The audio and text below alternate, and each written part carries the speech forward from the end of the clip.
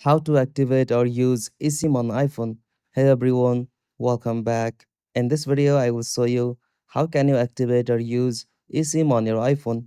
So let's get started. First, as you have to assure that your iPhone will support eSIM or not. After that, you'll have to open settings. From settings, you'll have to tap on cellular.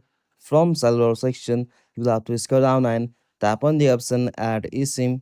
Alright, simply tap on add eSIM.